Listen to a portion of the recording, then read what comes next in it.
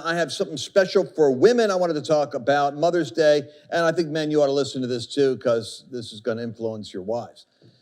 There is a moment in your life when you realize that what you've been doing your whole life isn't fulfilling. Now, listen, this is so interesting because the Oprah Winfrey, for instance, is the #1 female actualizer, motivational entertainment figure who popularized the format where you have like Dr. Phil would come on or Dr. Oz. And if you look at the audience, it's primarily women, a couple of men, mostly women. And it's mostly women that actually are buying products, and mostly women that are engaged in this, in the personal growth and the emotional and mental issues of the families. It's quite an interesting demographic awakening when you discover the power of the purse and the power of the female segment of the American population, because so many of you know that a lot of culture is dominated by men. And it's just a fact. There is a certain cultural kind of like a bias that creates male culture. And male culture is dominant within a lot of corporate culture. Now, of course, this has been broken up by women's movements and this and that, and you guys are aware of that. But what I'm trying to say is that Mother's Day, this year, I want to be a day of aha for mothers everywhere, because you're going through certain change of circumstances right now. The whole world is going through changes of circumstances.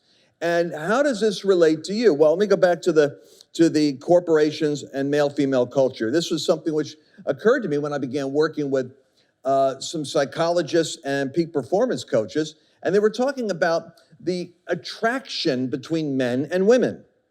What is the secret of chemistry? What is chemistry between men and women? And what they found was that this is kind of interesting. All right, let me go over here to the board. I'm going to show you what it kind of looks like. I'm going to do this a couple of ways, but I want you to see this. So what they found is that that the male culture is going to move towards a more masculine in terms of a corporation. It's more guy dominant. You know, it's the desk and the image and the men that are there. And so you got this more masculine culture, and it was typically, it's in terms of dress and attire, when a woman goes into the corporate or the business culture, the woman who is going to fit is going to have to move away from her femininity and start wearing the pantsuits, the business suits. I mean, think about the challenges that women have. They got to get up in the morning and they got to put on their makeup. They have to look a certain. Guys don't necessarily do that. I mean, I know guys, they could use some makeup. I work with them. It's like, how can you just go on stage like that? They don't care. And so they got dark circles under their eyes. They need to shave a little bit. They don't care. And so, unless it's Fox News, in which cases some of them looks ridiculous. They got pink rouge and lipstick on. But for the most part, the women have to go through a whole preparation routine, and then they can't look too feminine. They can't look too sexy. They can't look too, because that might be weak. So they have to have certain power clothes. I mean, it's a whole different world. Guy, just slap on a suit. This is all I'm doing today. It's not very creative. I could be Amish for all you know. Just this is what we wear. But women have to dress a certain way. Now watch what happens. When a woman, take Hillary Clinton, for example, classic example. Bill Clinton marries Hillary. And as time goes by, you see more masculine energy. Now, this is important. As the masculine energy comes out, women become more like men in order to operate in a man's world. You see how that works? So what's bizarre about this is that men, actually, as they're moving on in the timeline, this is crazy, once they hit around 60 years or so, the men start to almost become a little bit more domesticated. How are the kids? Where are the kids? They want to see the grandchildren. They want to play with the grandkids. It's as though the woman who starts off down here, domestic, moves towards this masculine culture, making money. And this is really important. What am I doing with my destiny? What am I doing with my life? Whereas men are already pursuing careers and going after what they want. And as they get older, the 60-plus crowd over here, they start to, in a sense, almost calm down. They don't necessarily want to travel as much. They want their work to be more around the house, and they want it to be still powerful, or maybe they want to make money, but they're not nearly as driven as they were earlier. It's almost as though the man's heart starts turning towards the home and connection needs, at the same time that the woman is trying to move towards, I haven't lived yet. Now watch how this works.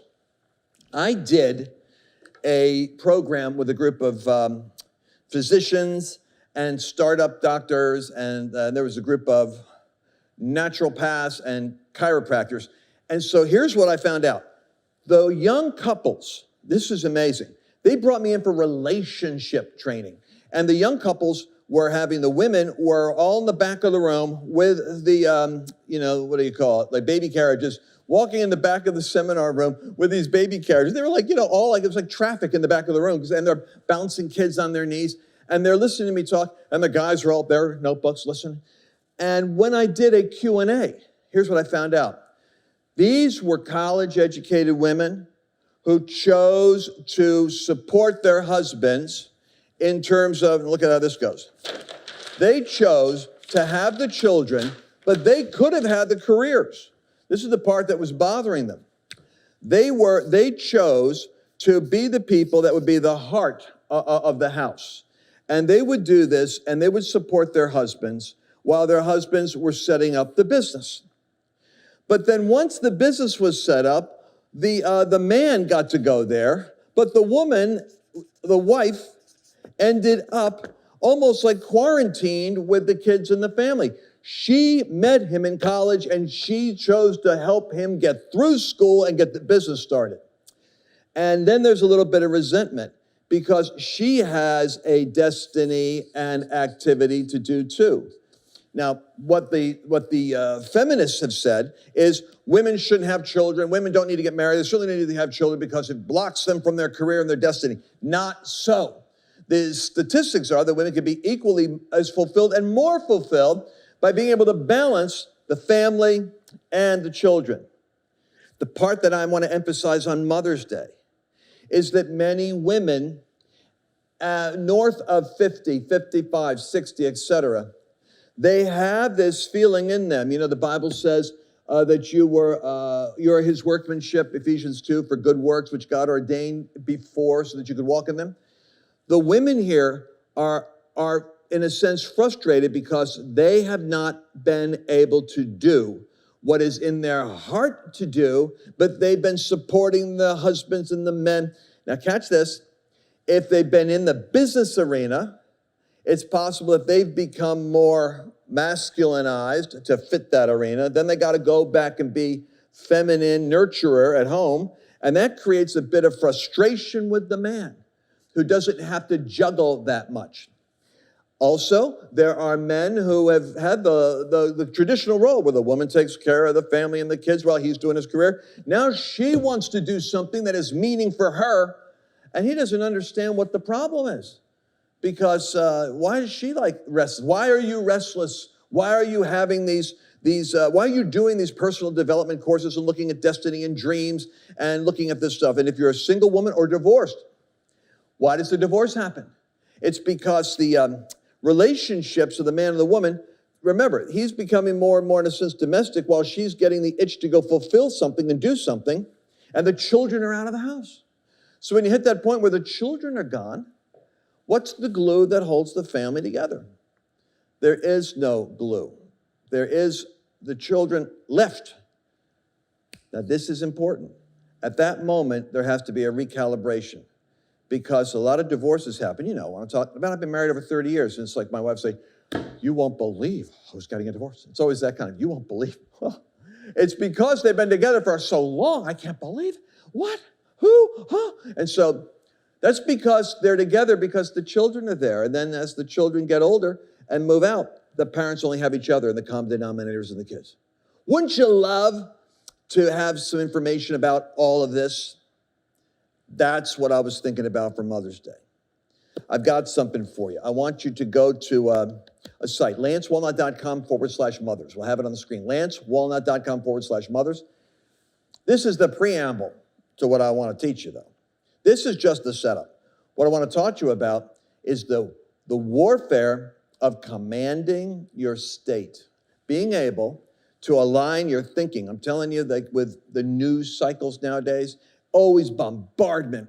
And like I always say, Jesus says, be careful, take heed what you hear. and take heed who you hear. Meanwhile, we've got all this bombardment in our heads, but I want to tell you something. The Lord has prepared good works for you to do, and the scripture says he has prepared in advance for you to do them. So what does that mean? Well, that means that it doesn't matter what the news cycle is. It doesn't matter what the what health issues are on the streets, or what information, as we're finding out, is inaccurately producing panic. The reality is that God has prepared good works in advance for you to walk in them. And those good works were prepared because God already knows the future before you got there. And he's already factored in the economy, the news cycle, pandemics, wars and rumors of war. God's already got your path set. You want to find your path, and you want to recognize that what's in you may be a stronger urge to fulfill destiny than what you had when you were younger, because when you were younger, you were the home nurturer support person. But now it's your time to step out. Mothers, remember the prophecy of Genesis. It's the woman that crushes the serpent's head. And Satan hates powerful, anointed, spirit-filled women. So I want to talk to you about gold medal performance in a moment, but I'm going to stop talking now. We're going to talk on the other side of this, lancewallnut.com/mothers. We'll meet over there, and we're going to talk about how you're going to take command of the rest of your life to fulfill what God called you to do. I'll see you over there.